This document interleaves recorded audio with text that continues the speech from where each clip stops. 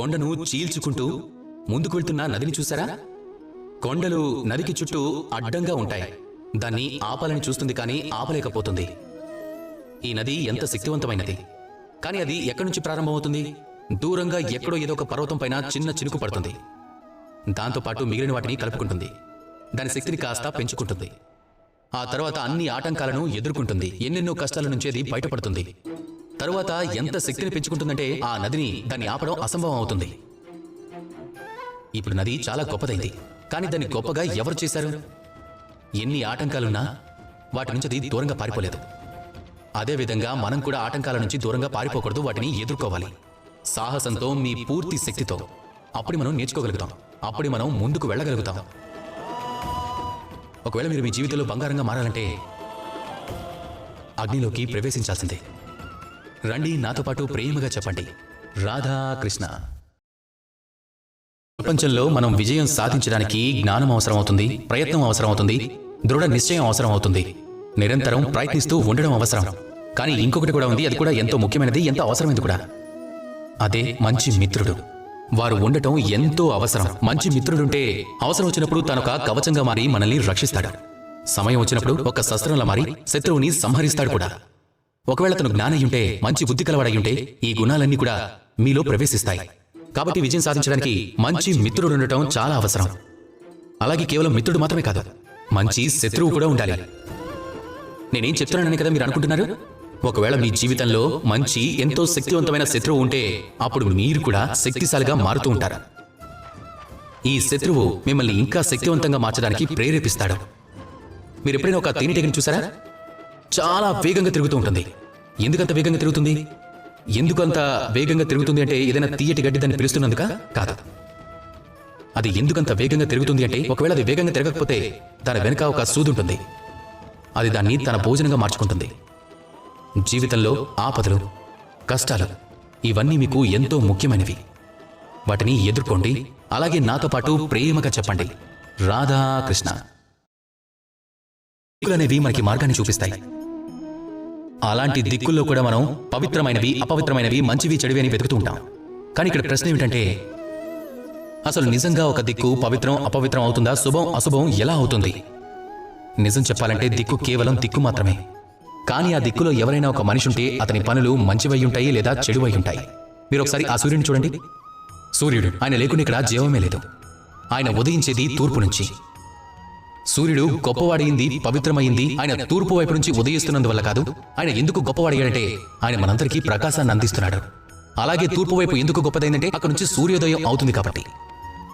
అలాగే సూర్యాస్తమయం పశ్చిమ దిక్కునవుతుంది కాబట్టి ఎంతో మంది పశ్చిమ దిక్కుని అశుభంగా భావిస్తారు, అపవిత్రంగా అనుకుంటారు. అలాగే మనం గనుక ఉత్తరం అలాగే దక్షిణ దిక్కుల గురించి మాట్లాడుకుంటే ఇదే జరుగుతుంది. ఉత్తరం వైపుకి మనం ఏదైనా యాత్రకు వెళ్లాలనుకుంటే చాలా సంతోషంగా ఏది ఆలోచించకుండా నేరుగా వెళ్ళిపోతాం. అదే ఒకవేళ దక్షిణం వైపుకి మనం యాత్రకు వెళ్లాలనుకుంటే అప్పుడు ఆలోచిస్తాం. అందుకు కారణం ఏమిటి? ఉత్తరం వైపుగా హిమాలయ పర్వతాలు ఉంటాయి.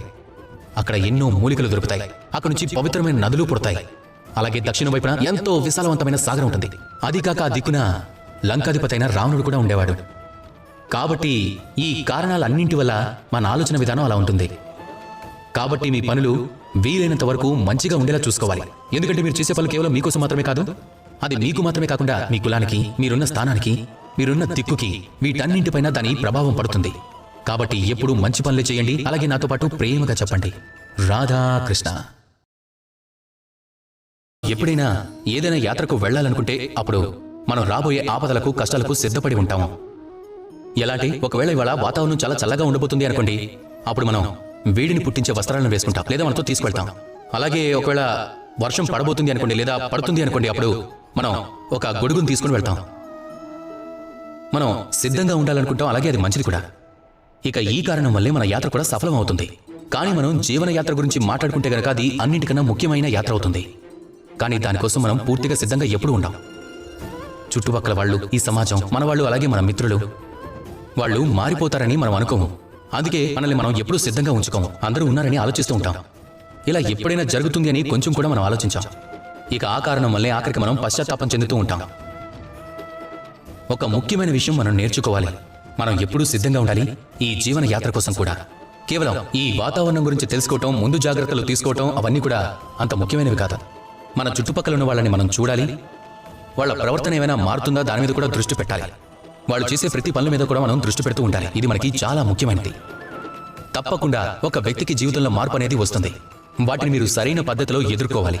రండి, నాతో పాటు ప్రేమగా చెప్పండి, రాధా కృష్ణ. మనం ఈ సృష్టిలో జీవించున్నంత వరకు మన దగ్గర అన్నీ ఉంటాయి. మన ధనం, సుఖ సంపదలు, మన మిత్రులు, మన కుటుంబం, ఈ సమాజం, ఇవన్నీ మనతో పాటే ఉంటాయి. ఏ రోజైతే మనం ఈ సృష్టి నుంచి వెళ్ళిపోతామో వీళ్ళలో ఎవ్వరూ కూడా మనతో పాటు రారు. ఏ ధనం రాదు, సుఖం రాదు, అలాగే సంతోషాలు రావు. ఇక్కడ జనం, ఈ సమాజం, ఇవన్నీ కూడా కేవలం శ్మశానం వరకు మాత్రమే మీతో పాటు వస్తాయి. దాని తర్వాత కూడా మనతో పాటు ఏదైనా వస్తుంది అంటే అది కేవలం మన ధర్మం మాత్రమే. అలాగే ఈ సృష్టిలో మనం తెచ్చుకున్న పేరు కూడా మనతో వస్తుంది. అది కేవలం మీ కర్మల ద్వారానే వస్తుంది. కాబట్టి ఈ సృష్టిలో మీరు ఎప్పటి వరకు జీవించుంటారో అప్పుడు మీరు ఏదైనా సాధించాలి అనుకుంటే ధర్మాన్ని సాధించండి. అలాగే ధర్మం గురించి స్పష్టంగా తెలుసుకోండి. అలాగే కర్మను సాధించండి. అదే మీ భూతకాలం అవుతుంది, అదే మీ భవిష్యత్తు అవుతుంది, అదే మీ అందరికీ ఒక ప్రేరణగా నిలబడుతుంది. రండి, నాతో పాటు ప్రేమగా చెప్పండి, రాధా కృష్ణ. తేనంటే ఇష్టం ఉండని వారు ఎవరు? ఈ తేనె ఎంతో రుచికరంగా ఉంటుంది, తీయగా ఉంటుంది, అలాగే శక్తిని కూడా అందిస్తుంది. అంతేకాదు అలాగే వివిధ తీయటి పదార్థాలు లాగే దీనికి కూడా చాలా త్వరగా చీమలు పడతాయి. అలాగే మరొక వైపు ఉప్పును తీసుకుందాం. కొన్ని సంవత్సరాలు అలాగే పెట్టినా దీనికి కీటకాలు పట్టావు. ఇక మనం మిత్రత్వం గురించి మాట్లాడుకుందాం. స్నేహం అనేది ఉప్పులాగా ఉండాలి, తేనెలాగా కాదు. దగ్గరకు రాగానే తీయని మాటలు చెప్పుకుంటూ ఉంటే తర్వాత వాటికి కీటకాలు పట్టుకుంటాయి. కాబట్టి ఉప్పులా ఉండాలి. నిజమైన మిత్రుడు ఎవరు అంటే సరైన సమయం వచ్చినప్పుడు మీ సత్యాన్ని మీ ముందుకు తీసుకొచ్చేవాడై ఉండాలి. వారు ఎంత కఠినమైనా సరే మీ దోషాలను, మీ గుణాలను, మీ లోపాలను మీకు చెప్పేవారై ఉండాలి. అప్పుడు మీరు వాటిని విని స్వీకరించి మిమ్మల్ని మీరు సరిచేసుకోగలగాలి. ఇదే నిజమైన స్నేహం అంటే. ఒకవేళ జీవితంలో మీ చుట్టుపక్కల చూస్తే మీకు ఎంతో మంది కనిపిస్తూ ఉంటారు, చాలా మంది మిత్రులై ఉంటారు. కొంతమందిని చూస్తే ఏమనిపిస్తుందంటే వీళ్ళని గెలవడం చాలా కష్టమని, ఎందుకంటే వీరి మాటలు కఠినంగా ఉన్నాయని. కానీ ఎక్కువ శాతం ఇలాంటి వాళ్ళు వాళ్ళ మనసును చూస్తే అందులో ఎలాంటి కల్మషము ఉండదు. వాళ్ళ మనసు ఎంతో ప్రశాంతంగా ఉంటుంది. ఒకవేళ మీ జీవితంలో కూడా ఇలాంటి మనుషులు ఉంటే కనుక, అలాంటి మిత్రులు ఉంటే కనుక వాళ్ళని జాగ్రత్తగా చూసుకోండి. అలాగే నాతో ప్రేమగా చెప్పండి, రాధా కృష్ణ.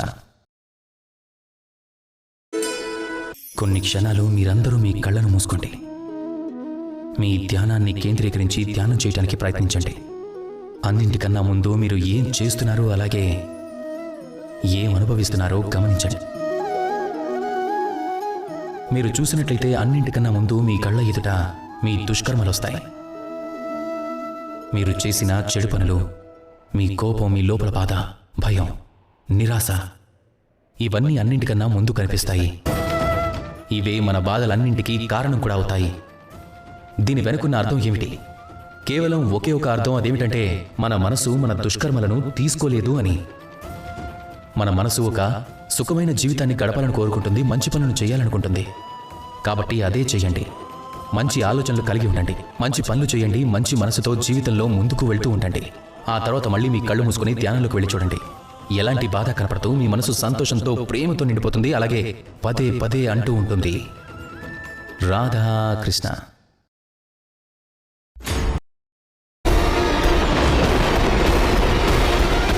మీరు ఎప్పుడైనా ఒక నదిని చూడండి, అదే ఆకారం, అదే స్థానం, కానీ పారుతూ వెళ్తూ ఉంటుంది. ఇందులో మీరు ఏదైనా రాయి వేసి చూడండి, మీరు జాగ్రత్తగా చూస్తే అది ఎక్కువసేపు అక్కడే ఉండదు. ఆ నదితో పాటు కలిసి వెళ్తూ ఉంటుంది. అలా వెళ్తూ వెళ్తూ సముద్రంలో కలిసిపోతుంది. ఇక ఆఖరికి సముద్రం దాన్ని తీసుకొచ్చి ఒడ్డును పారేస్తుంది. అదేవిధంగా మన ఆలోచనలు కూడా ఉండాలి. ఎప్పుడూ ఒకే చోట నిలిచిపోకూడదు, ఎప్పుడూ ముందుకు వెళ్తూనే ఉండాలి. అప్పుడే మన మతి, మన నీతి, అలాగే మన స్మృతి, ఈ మూడు పవిత్రంగా ఉంటాయి. ఇదే ఒక నదికి సరస్సుకి మధ్య ఉన్న తేడా. నది ఎప్పుడూ పారుతూనే ఉంటుంది, అందుకే పవిత్రంగా ఉంటుంది, పరిశుద్ధంగా చక్కగా ఉంటుంది. కానీ సరస్సులో అన్నీ ఒకే చోటకు చేరుతాయి, అందుకే అది అపవిత్రమైపోతుంది. కాబట్టి ఎప్పుడు ఈ ఆలోచనలను ముందుకు సాగనిస్తూ ఉండండి. ఒకవేళ మీ మనసులో ఏదైనా ఆలోచన వచ్చిందంటే దాన్ని లోపల ఉంచేసి బాధపడుతూ ఉండకుండా బయటకు పంపించండి. దాన్ని కూడా ముందుకు సాగనివ్వండి. దానికి సమాధానం ఏదైనా సరే సమయంతో పాటు సమాధానం మీ దగ్గరికి వచ్చి తీరుతుంది. కాబట్టి నదిలా ప్రవహిస్తూ ఉండండి. అలాగే నాతో పాటు ప్రేమగా చెప్పండి, రాధా కృష్ణ.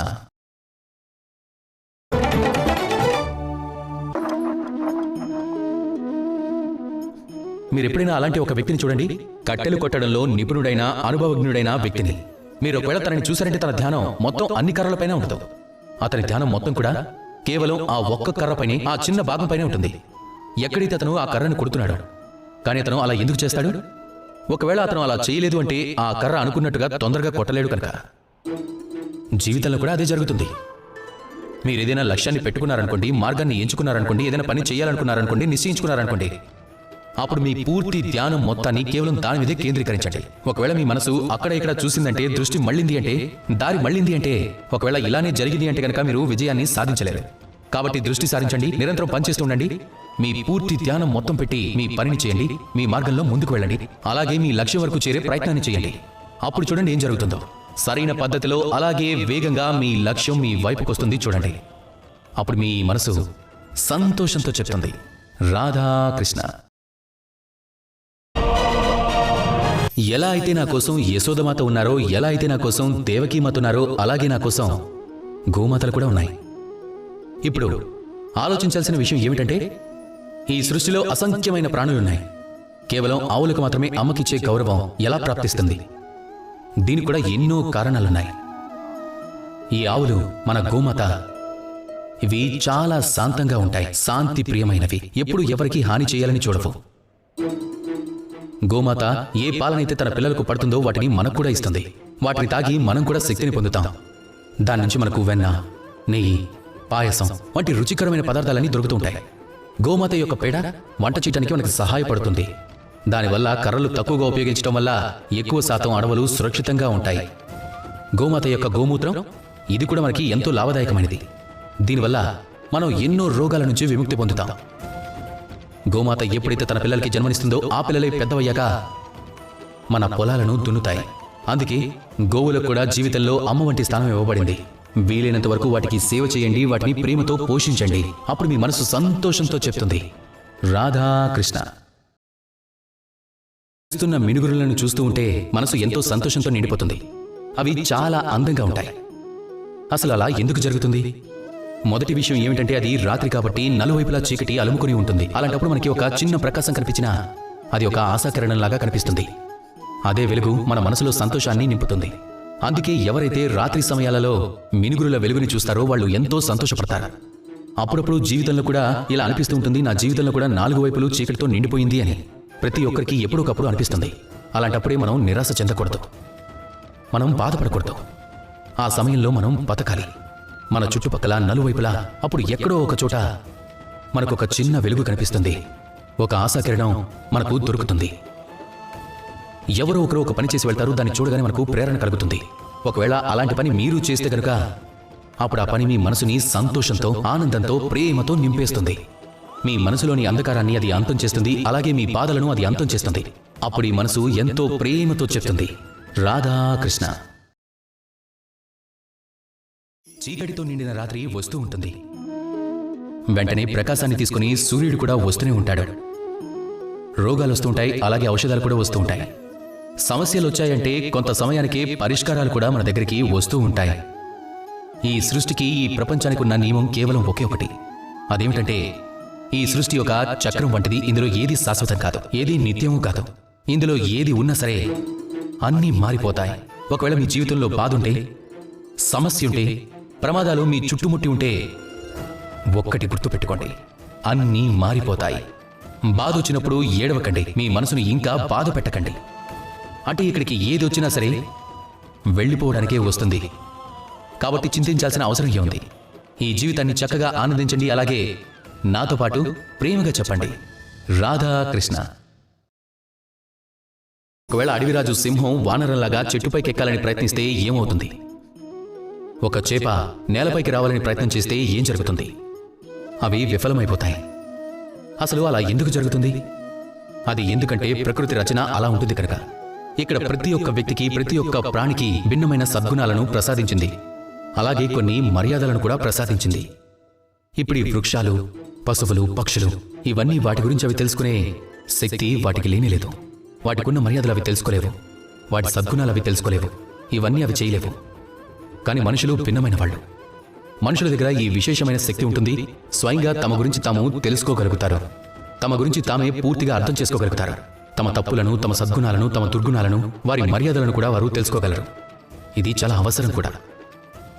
అందరూ చెప్తూ ఉంటారు, ఒకవేళ విజయం సాధించాలి అంటే ముందుగా మిమ్మల్ని మీరు తెలుసుకోవాలని. కాబట్టి మీ గురించి మీరు తెలుసుకోండి, మిమ్మల్ని మీరు పరిచయం చేసుకోండి. అలాగే జీవితంలో కర్మలు చేస్తూ ఉండండి. అప్పుడు విజయం యొక్క శిఖరం వరకు తప్పకుండా చేరుతారు. ఇక అక్కడికి వెళ్ళిన తర్వాత మీ మనసు సంతోషంతో తప్పకుండా చెప్తుంది, రాధా కృష్ణ.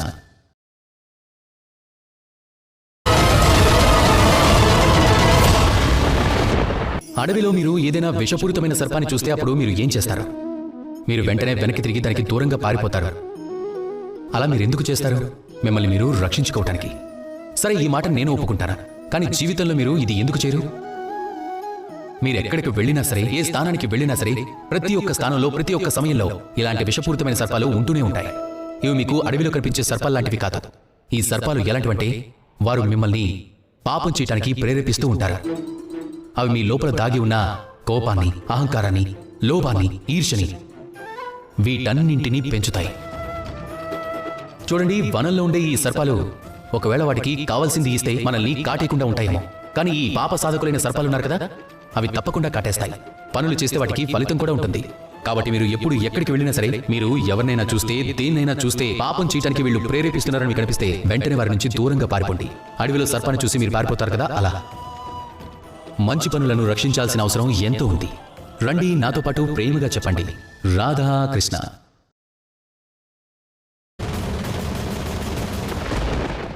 మనుషుల జీవితంలో అన్నింటికన్నా ముఖ్యమైనది మనసు యొక్క ఏకాగ్రత. ఈ ప్రపంచంలో జరిగిన గొప్ప గొప్ప కార్యాలన్నీ కూడా అది మనసు యొక్క ఏకాగ్రత ఫలమే. మీరు ఇదివరకు చూసే ఉంటారు, ఎన్నో చిన్న పెద్ద నదులు పారుతూ ఉంటాయి. వాటి ముందు ఒక ఆనకట్ట కట్టి ఉంచుతారు, నీటినొక దగ్గర సంగ్రహించడానికి. ఆనకట్ట పూర్తయిందంటే అప్పుడు అవసరానికి తగ్గట్టు మనసుకు నచ్చినప్పుడు ఆ నీటిని ఉపయోగించుకోవచ్చు. అలాగే మన మనసు విషయంలో కూడా జరుగుతూ ఉంటుంది. మన మనసులోని ఏకాగ్రత ఈ మధ్యకాలంలో అనేక వికారాలలో, ఆటల్లో, విలాసాలలో మునిగి తేలుతోంది. దాన్ని ఒక్క దగ్గరికి చేర్చాల్సి ఉంటుంది. ఒక ఆనకట్ట కట్టాల్సి ఉంటుంది. కర్మ అనే ఆనకట్ట. మీరు చేయాల్సిందంతా ఒక్కటే, ఏది మంచి కర్మ అది మాత్రమే చేయాలి. ఏ కర్మ అనుచితమైనదో దాన్ని చేయకుండా మిమ్మల్ని మీరే నిగ్రహించుకోవాలి, అంతే. ఇదే పనిని మీరు మళ్లీ మళ్లీ చేస్తూ ఉన్నట్లయితే మీ మనసులో ఏకాగ్రత అనే ఆనకట్ట నిర్మితమవుతుంది. ఇక ఒక్కసారి అది పూర్తయిందంటే ఇక ఎప్పుడు కావాలంటే, ఎంత కావాలన్నా, ఎక్కడ కావాలన్నా అంత ఏకాగ్రతని ఉపయోగించుకోవచ్చు. మీరు ఒక్కసారి ఇది నేర్చుకున్నారు అంటే ఈ ప్రపంచాన్ని మార్చే పనిని మీరు చేయగలరు, ఈ సమాజాన్ని ఉద్ధరించే పనిని మీరు చేయగలరు. కనుక మనసును నిగ్రహించుకుని నాతో పాటు ప్రేమగా చెప్పండి, రాధా కృష్ణ.